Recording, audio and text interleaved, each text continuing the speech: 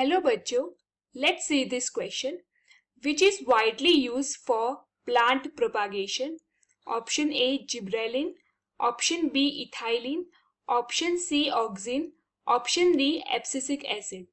Now, the key concept that is applicable here is plant propagation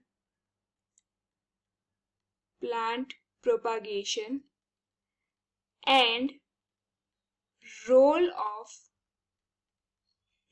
of plant hormones in plant propagation. तो firstly let us understand कि plant propagation है क्या.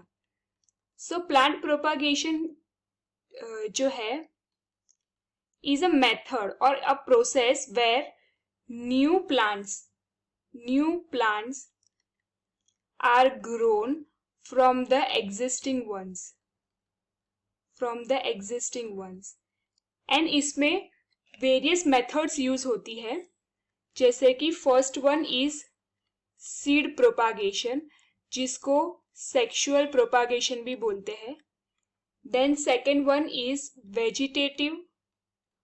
Vegetative propagation, जिसको asexual propagation भी बोलते हैं.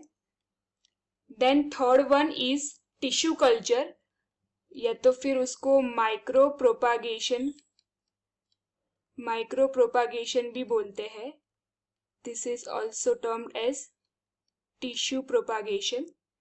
And the fourth one is propagation through buds and tubers. So ये है plant propagation.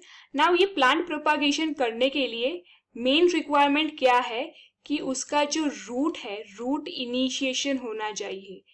Root initiation in the sense कि रूट ग्रो होना चाहिए, रूट डेवलप होना चाहिए. एंड उसके लिए हम वेरियस हार्मोन्स प्लांट हार्मोन्स को यूज करते हैं. सो लेट अस सी कि वो हार्मोन कौन सा है. नाउ ऑप्शन ए, तो ऑप्शन ए में दिया है जिब्रेलिन. तो जो जिब्रेलिन्स है ये एक प्लांट हार्मोन का क्लास है. ये जो है वो नेसेसरी है स्टेम इलोंगेशन के लिए, मतलब कि प्लांट की लेंथ या तो फिर हाइट इंक्रीज करने के लिए ये यूज होता है. एंड सीड जर्मिनेशन में यूज होता है जिब्रेलिन्स. एंड ये जो है टिपिकली मतलब न्यू प्लांट ग्रो करने के लिए नहीं यूज होता है. सो देयरफॉर प्लांट प्रोपागेशन में इसका कोई रोल नहीं है. Moving forward to option B. Option B में दिया है इथाइलिन. इथाइलिन जो है वो बेसिकली यूज होता है फ्रूट राइपनिंग के लिए. ये एक गैसियस हार्मोन है एंड वो फ्रूट राइपनिंग में यूज होता है. देन फ्लावर सेनेसेंस या फिर फ्लावर एजिंग में यूज होता है. एंड ये जो है वो रिस्पॉन्स करता है स्ट्रेस को, रिस्पॉन्सेस टू स्ट्रेस. मतलब जब प्लांट स्ट्रेस में होता है तो ये हार्मोन एक्टिवेट होता है एंड वो वेरियस एक्टिविटीज करता है जिससे प्लांट सेव हो. जैसे कि फ्लावर को एज करके उसको रिमूव कर देना प्लांट बॉडी में से, ताकि जो न्यूट्रिएंट है वो यूज यहाँ पे ना हो. देन फ्रूट राइपनिंग करना. सो ये काम है इथेलिन का. बट इसका जो रोल न्यू प्लांट ग्रोथ में नहीं है. सो देयरफॉर इसका कोई भी रोल प्लांट प्रोपागेशन में नहीं है.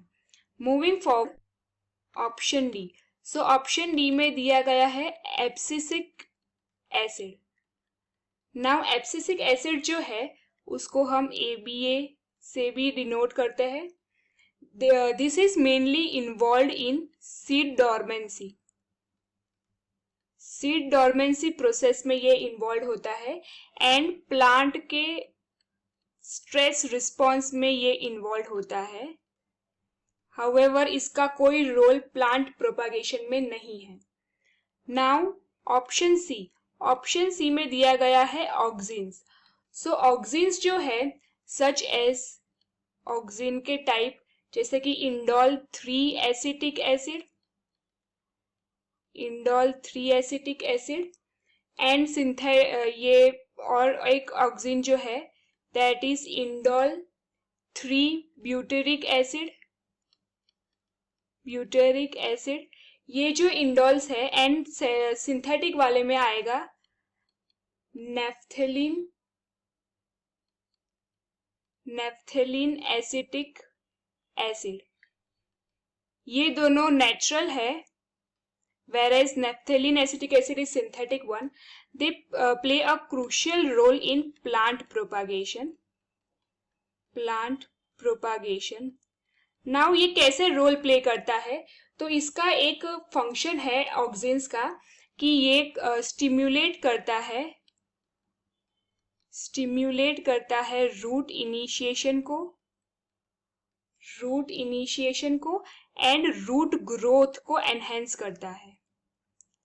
रूट इनिशिएशन करके रूट ग्रोथ को एनहेंस करता है।